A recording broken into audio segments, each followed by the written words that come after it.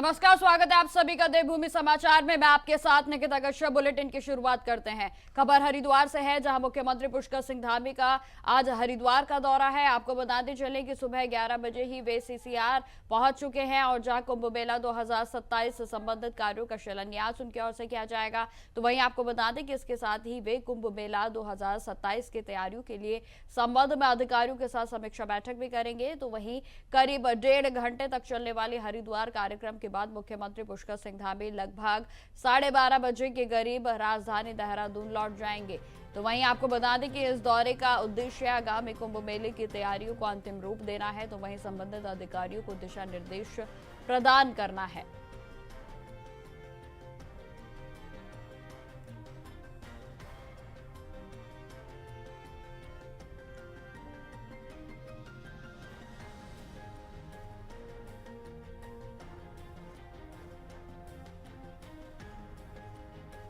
इसी खबर पर अधिक जानकारी के साथ हरिद्वार से संवाददाता विकास चौहान हमारे साथ जुड़ गए हैं। तो विकास, जिस तरीके से आज मुख्यमंत्री पुष्कर सिंह धामी का हरिद्वार का दौरा है, क्या कुछ खास रहने वाला है, क्योंकि कार्यक्रम की शुरुआत 11 बजे से हो चुकी है?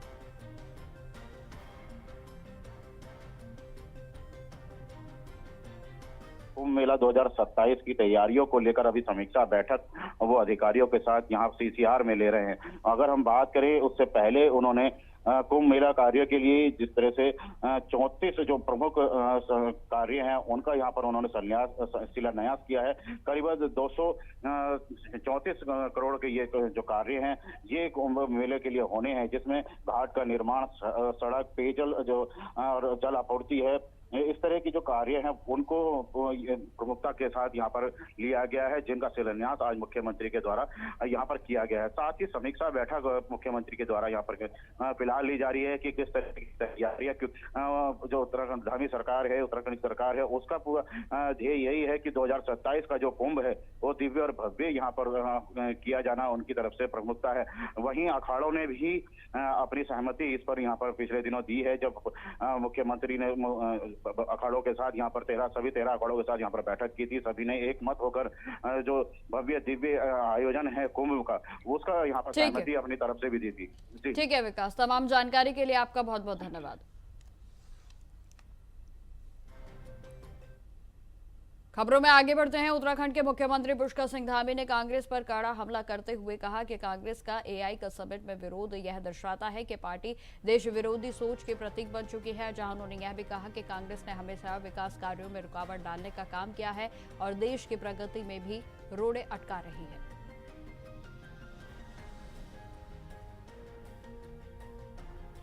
एआई इम्पैक्ट समिट 2026 जैसे अंतर्राष्ट्रीय मंच पर कांग्रेस के कार्यकर्ताओं के द्वारा जिस प्रकार से नाटकीय प्रदर्शन कर भारत की छवि धूमिल करने का प्रयास बेहद शर्मनाक है। यह सिर्फ विरोध नहीं है, बल्कि देश की प्रतिष्ठा पर सीधा हमला है। कांग्रेस अब एक राजनीतिक दल नहीं, बल्कि देश विरोधी एक सोच का प्रतीक बनती जा रही है। जब पूरा विश्व भारत की तकनीकी, आर्थिकी और सामरिक शक्ति को मान रहा है, तब कांग्रेस भ्रम, नकारात्मकता, झूठा अफवाह का एजेंडा चला रही है। व्यापार समझौतों पर झूठ फैलाना हो या हमारे सैनिकों के द्वारा जो सेना ने अदम्य साहस और वीरता का परिचय देते हुए ऑपरेशन सिंदूर हो या गलवान के वीर जवानों के पराक्रम पर सवाल उठाना हो, ये सिर्फ बयान नहीं बल्कि देश के मनोबल पर हमला है, देश के सैनिकों का अपमान है। जो दल अपने देश की सेना, सुरक्षा बलों और राष्ट्रीय हितों पर सवाल उठाए, वो सिर्फ कमजोर विपक्ष नहीं होता है, वो राष्ट्रीय सुरक्षा के लिए भी खतरा बन जाता है। देश विरोध की राजनीति करने वालों को जनता जवाब देगी। भारत झुकेगा नहीं, भारत रुकेगा नहीं, और भारत प्रतिष्ठा से खिलवाड़ करने वालों को उनको इतिहास कभी माफ भी नहीं करेगा। खबरों में आगे बढ़ते हैं। उत्तराखंड में इस वर्ष 8 मार्च को मनाए जाने वाला अंतर्राष्ट्रीय महिला दिवस विशेष मनाया जाएगा, क्योंकि इस अवसर पर 60 वर्ष से अधिक आयु के प्रेरणा के स्रोत वरिष्ठ महिलाओं को सम्मानित किया जाएगा। आपको बता दें कि इसके लिए प्रदेश के सभी 13 जिलों से 3-3 महिलाओं के नाम भी मांगे गए हैं। तो वहीं महिला एवं कल्याण बाल विकास मंत्री रेखा आर्य ने जानकारी देते हुए बताया है कि ऐसी महिलाओं को सम्मानित किया जाएगा जो कि वृद्धावस्था में भी सक्रिय, आत्मनिर्भर और समाज के विभिन्न क्षेत्रों, सामाजिक, आर्थिक, शैक्षणिक, सांस्कृतिक, कृषि, उद्यमिता तो वहीं लोक सेवा में उल्लेखनीय योगदान दे रही हैं। उन्होंने यह भी कहा है कि प्रत्येक जनपद से 3-3 महिलाओं का चयन किया जाएगा, जिसमें से कि एक निम्न आय वर्ग तो वही मध्यम वर्ग तो साथ ही साथ उच्च आय वर्ग से भी होगी। का अंतर्राष्ट्रीय महिला दिवस जो है अपने आप में बहुत खास होने जा रहा है। मैं समझती हूँ कि अब तक में हमारे केंद्र बिंदु में महिलाएं तो रही है, लेकिन एक एज ग्रुप, चाहे वो बालिका के रूप में हो चाहे एक महिला के रूप में हो, वो हमारे केंद्र बिंदु में रही हैं। लेकिन हमारी जो 60 वर्ष से ऊपर की महिलाएं हैं वो हमारे केंद्र बिंदु में उनका सशक्तिकरण या वो क्या कर रही हैं या क्या महिला सशक्तिकरण विभाग उनके लिए कितनी चीज़ें अभी तक समर्पित कर पाया है या सरकारी किन योजनाओं से वो आच्छादित हो पाई हैं या इस समय उनको 60 के बाद में उनको किन चीज़ों की आवश्यकता है, इसका पैरेलली समीक्षा करना। प्लस 60 वर्ष से ऊपर की हमारी उत्तराखंड की महिलाएं यदि वो बेहतरीन कर रही हैं किसी क्षेत्र में काम करी, चाहे वो फिटनेस के क्षेत्र में कर रही हो, चाहे वो स्वरोजगार के क्षेत्र में कर रही हो या सामाजिक अवेयरनेस के रूप में काम कर रही हो, तो ऐसी महिलाओं को मंच के माध्यम से सम्मानित करते हुए अन्य बुजुर्ग महिलाओं को जो है प्रेरणा देने का काम किया जा सकेगा। एक कोशिश है जो 8 मार्च को जो है आप हम सब लोग देखेंगे। खबरों में आगे बढ़ते हैं। अब खबर देहरादून से है, जहां अवैध निर्माण और प्लांटिंग के खिलाफ सरकार ने सख्त कार्रवाई की है। जानकारी देते चले कि एमडीडीए के वीसी बंशीधर तिवारी के नेतृत्व में हजारों बीघा अवैध जमीन पर ध्वस्तीकरण की प्रक्रिया की गई और जिसमें कि माफियाओं को कड़ा संदेश भी दिया गया है, नियमों से कोई भी समझौता नहीं होगा। मामले पर बंशीधर तिवारी से खास बातचीत की हमारे संवाददाता हितेश त्यागी ने। देखिए देहरादून से ये रिपोर्ट। अवैध प्लॉटिंग को लेकर और अवैध ध्वस्तीकरण को लेकर लगातार राजधानी देहरादून में कार्रवाई जारी है। बंशीधर सर हमारे साथ मौजूद हैं। सर, किस तरीके से देखते हैं, राजधानी देहरादून लगातार चर्चाओं का विषय बनी हुई है क्योंकि लगातार अवैध ध्वस्तीकरण को लेकर लगातार आप लोगों की कार्रवाई जारी है, अवैध प्लॉटिंग पर भी कार्रवाई जारी है। सर, किस तरीके से देखते हैं? देखिए, देहरादून एक तो राजधानी क्षेत्र है और यहाँ पर चूँकि आवासीय जो ज़रूरतें हैं और आवासीय मांग है वो बढ़ी है और समय के साथ लगातार बढ़ी है। तो इस तरह की बहुत सी गतिविधियाँ लोगों ने शुरू की कि जो कृषि भू उपयोग है वहाँ पर प्लाटिंग करने का काम किया जो अनमन्य नहीं है, और इसी तरह से अवैध निर्माण भी शुरू हुए। तो हम लोगों ने एक व्यापक अभियान चलाया ताकि जो खरीदार है, जिसको एक आवासीय ज़रूरत के लिए ज़मीन लेनी है, कोई ऐसी गलत ज़मीन न ले ले कि उससे भविष्य में घर बनाने में परेशानी हो। तो जितनी भी अवैध प्लाटिंग एक तो हम लोगों ने ध्वस्त किया, दूसरे हमारी एमडीडीए की जो वेबसाइट है उस पर उसका विवरण भी डाला ताकि कोई भी वेबसाइट पे जाकर के उसकी डिटेल निकाल सकता है और गलत लैंड यूज की या गलत ज़मीन खरीदने से बच सकता है। तो एक तो जानकारी देना और दूसरे उसके खिलाफ कार्रवाई करना, ये हम लोग लगातार इस पर काम कर रहे हैं। सर, ग्रीन पार्क को लेकर, क्योंकि लगातार जिस तरीके से जितने भी ग्रीन पार्क अभी बने हैं वहाँ पर अगर सुबह के समय भ्रमण के दौरान हम देखते हैं तो वहाँ पर लगातार जो आम जनमानस है वो वहाँ पर पहुँच रहा है, लगातार योगा जैसे कार्यक्रम वहाँ पर चल रहे हैं। सर, आने वाले समय में क्या कुछ इसकी ठोस रणनीति है और आगे भी और कितनी चीज़ें हम डेवलप कर सकते हैं? देखिए, पिछले 3 सालों में लगभग 400 से ज़्यादा छोटे पार्क हम लोगों ने बनाए हैं जो अलग अलग सोसाइटी में, चूँकि विकेंद्रीकृत व्यवस्था के तहत, ताकि जहाँ कोई है उसको वहीं पर पार्क की सुविधा मिले, एक ग्रीन स्पेस मिले। क्योंकि कंक्रीट का जंगल देहरादून बनता जा रहा है, एक आम चर्चा भी और धारणा भी और हकीकत भी है। तो ऐसे में ग्रीन एरिया जो हमारा है उसका विस्तारीकरण करना, उसको बढ़ावा देना, उसको लेकर के हम लोगों ने काम किया। और जितनी सड़कें हैं जहाँ पर वृक्षारोपण संभव था सड़कों के किनारे किए, सोसाइटीज़ में जहाँ संभव था वहाँ पर किया, लोगों की सहायता ली और अपना खुद का भी पार्क, एक सिटी फॉरेस्ट पार्क हम लोगों ने बनाया। भविष्य में सरदार रोड पर नगर निगम का जो ट्रंचिंग ग्राउंड है लगभग 16 एकड़ का, वो भी हमको ट्रांसफ़र हो गया है, उस पर भी हम लोग पार्क बनाने का और वृक्षारोपण का काम कर रहे हैं। तो शहर का जो हरित क्षेत्र का विस्तार है उसको लेकर के एक मुहिम की तरह हम लोगों ने काम शुरू किया है ताकि हरित क्षेत्र बढ़े। और साथ ही साथ जो जल संरक्षण है, जल संरक्षण को लेकर के हम लोग काम कर रहे हैं। और मियाँवाला में गौरा देवी पार्क है, डिफेंस कॉलोनी में इस तरह के 2-3 जो तालाब थे जिनके जो पुराने कागजों में थे लेकिन मौके पर नहीं थे, उनको तालाब का स्वरूप दिया गया है ताकि जल संरक्षण का जो कार्रवाई उसके भी कर सकें। जो सरकारी विद्यालय थे उसमें भी हम लोगों ने जो रूफटॉप वाटर है उसको टैप किया, टैप करके ग्राउंड वाटर रिचार्ज के लिए बोरिंग कराई ताकि जो छत का बारिश का पानी है उससे भूगर्भ जल स्तर जो है उसको हम लोग रिचार्ज कर पाएँ। सर, फिल्म नीति की अगर हम बात करें, लगातार उत्तराखंड जो वो कलाकार हैं वो उत्तराखंड का रुख कर रहे हैं, यहाँ पर भ्रमण कर रहे हैं, देख रहे हैं और कुछ 1-2 फिल्में भी आई हैं जिनका बहुत अच्छा रेस्पॉन्स देखने को मिला है। और हाल ही में सन्नी देओल भी यहाँ पर आए थे और अभी अनुपम खेर भी लगातार भ्रमण कर जा रहे हैं। इसे किस तरीके से देखते हैं? देखिए, नई फ़िल्म नीति जो है वो बहुत ही अच्छी है, और चूँकि उत्तराखंड एक पर्यटन प्रदेश है और धार्मिक नज़रिए से भी इसकी अपनी महत्ता है। तो फ़िल्म नीति जो हम लोगों ने नई बनाई, उसमें ऐसे बहुत से क्षेत्र थे जो सभी लोग नहीं जानते, अनएक्सप्लोर्ड हैं। उनको अगर कोई अपनी फ़िल्म में दिखाता है या उसके नाम का उल्लेख करता है, उसके लिए सब्सिडी की व्यवस्था की। जो क्षेत्रीय भाषा की फ़िल्में हैं, 50 लाख की सब्सिडी बढ़ा करके 2 करोड़ तक किया गया है। इसी तरह जो फ़ीचर फ़िल्म्स हैं हिंदी सहित दूसरी भाषाओं की, उसको हम लोग 3 करोड़ तक की सब्सिडी दे रहे हैं। स्थानीय कलाकारों को अपने फ़िल्म में काम देने पर उसके लिए भी सब्सिडी की व्यवस्था की है।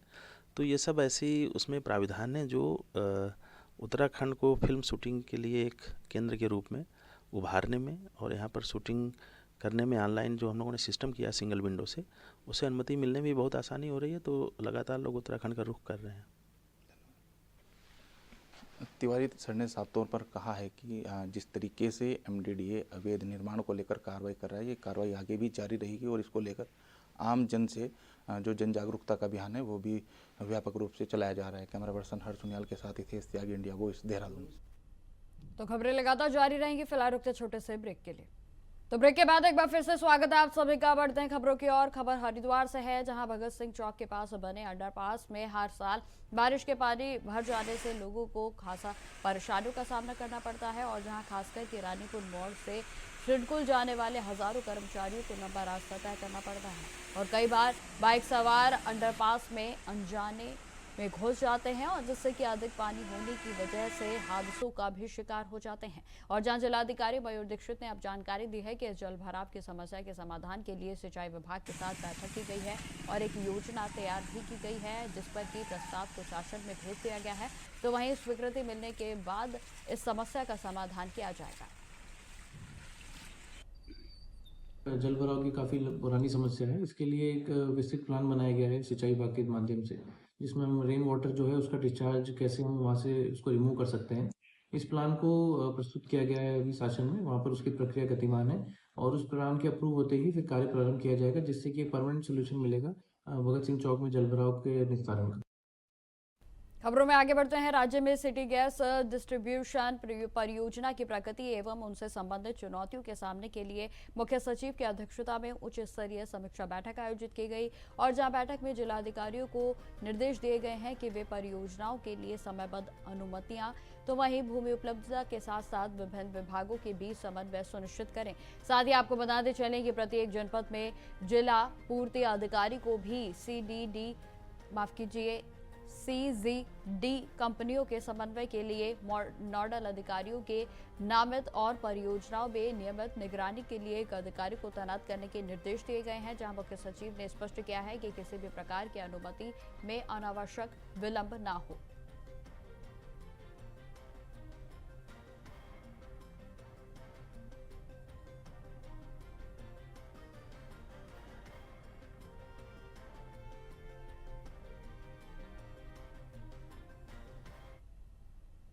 खबरों में आगे बढ़ते हैं। उत्तराखंड के गैरसैंण स्थित भराड़ीसैंण में आगामी 9 से 13 मार्च तक बजट सत्र होने वाला है, जहां आपको बता दें कि इस बार सत्र से पहले ठंड की समस्या फिर से उभर आई है, जहां बीजेपी के विधायक दिलीप रावत ने कहा है कि गैरसैंण में सत्र के दौरान ऑक्सीजन की कमी, अत्यधिक ठंड और अन्य व्यवस्थाएं प्रमुख समस्याएं बन जाती हैं, जहां उन्होंने गैरसैंण विधानसभा स्थल के चयन पर भी आपत्ति जताई है। आपका कहना सही है कि वहाँ थोड़ा ऑक्सीजन की कमी है और वहाँ ठंडा भी बहुत है, तो मैं इसलिए कह रहा हूँ कि अगर गैरसैंण में बनता तो जहाँ पहले चयन हुआ था वो ज़्यादा उचित था। खबरों में आगे बढ़ते हैं। एसएसपी देहरादून ने देर शाम घंटाघर, पलटन बाजार और आसपास के क्षेत्रों का पैदल निरीक्षण किया, जहां आपको बताते चले कि इस दौरान उन्होंने शहर के सभी प्रमुख चौराहों, बाजारों और भीड़भाड़ वाले स्थानों पर पुलिस की विजिबिलिटी बढ़ाने के निर्देश दिए। तो वहीं एसएसपी ने क्षेत्राधिकारियों, थाना प्रभारियों और चौकी प्रभारियों को भी पी कार्स में अपने अपने क्षेत्रों में भ्रमणशील रहने और पुलिस व्यवस्थाओं का निरीक्षण करने के लिए निर्देश दिए गए हैं। उन्होंने अधिकारियों को यह भी निर्देशित किया है कि वे मुख्य बाजारों और भीड़भाड़ वाले स्थानों पर पैदल गश्त कर नियम उल्लंघन करने वालों के खिलाफ कड़ी कार्रवाई करें।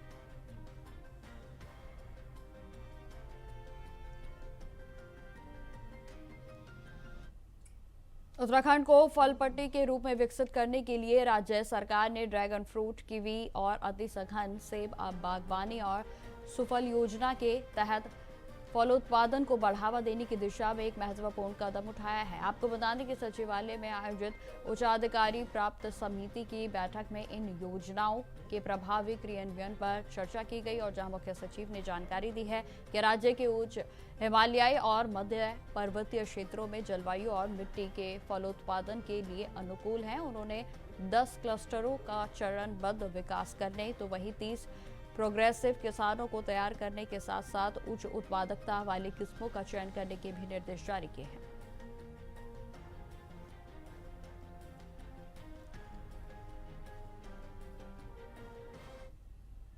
अब खबर उत्तरकाशी से है, जहां वीरपुर में जनजाति समुदाय के द्वारा आयोजित नववर्ष पर्व लोसर के भव्य कार्यक्रम में सहभागिता की गई और इस अवसर पर उन्होंने भोटिया, जाट, तिब्बती तो वहीं किन्नौरी समाज के लोगों के साथ पारंपरिक रीति रिवाजों के बीच पर्व की शुभकामनाएं साझा की। तो वहीं बताते चले कि पारंपरिक वेशभूषा, लोक नृत्य और आध्यात्मिक अनुष्ठानों से सजे इस आयोजन में बड़ी संख्या में क्षेत्रवासी और गणमान्य जन उपस्थित रहे। जहां लोसर पर्व बौद्ध परंपराओं का पावन उत्सव है, तो जो कि आस्था, संस्कृति और सामूहिक उल्लास का अद्भुत संगम भी प्रस्तुत करता है।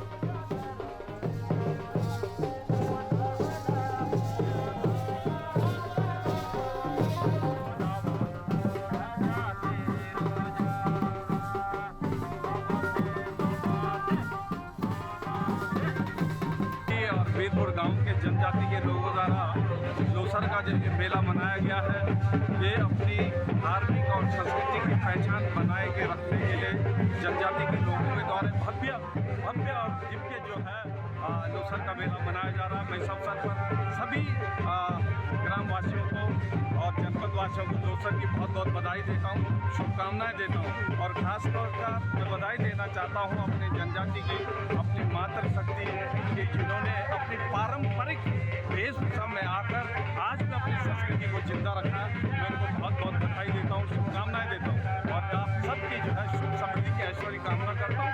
और निश्चित तौर पर आइए हम अपनी इस पारंपरिक जो हमारी चली आ रही जो हमारी संस्कृति को जिंदा रखने के लिए हम सब प्रयास करें। ऐसे ढोलों और मेलों से ही अपनी संस्कृति हमारी जिंदा रहेगी। मुख्यमंत्री पुष्कर सिंह धामी के निर्देश पर चलाए जा रहे प्रदेश भर में जन जन की सरकार जन जन के द्वार अभियान 45 दिनों तक सफलतापूर्वक संचालित हुआ और जहां दिसंबर के माह से शुरू हुए इस अभियान के तहत 20 फरवरी तक लगातार शिविर आयोजित किए गए और जिसका उद्देश्य लोगों को सरकारी दफ्तरों के चक्कर से राहत दिलाना तो वहीं प्रशासन को सीधा जनता के द्वार तक पहुंचाना था। प्रदेश भर में कुल 681 शिविरों का आयोजन किया गया और जिसमें 5 लाख से ज्यादा नागरिकों ने प्रत्यक्ष रूप से भाग लिया है। तो वहीं अब उनके विभिन्न सरकारी सेवाओं का लाभ भी उनकी ओर से उठाया गया और जहां इन शिविरों के माध्यम से लगभग 33,000 जन समस्याओं का समाधान किया गया है। मुख्यमंत्री पुष्कर सिंह धामी लगातार इस बात पर जोर देते रहे हैं कि प्रशासन स्वयं लोगों के पास पहुंचकर उनकी शिकायतों का त्वरित निस्तारण करे और इसी सोच के अनुरूप पूरे प्रदेश में यह अभियान प्रभावी ढंग से संचालित किया गया है।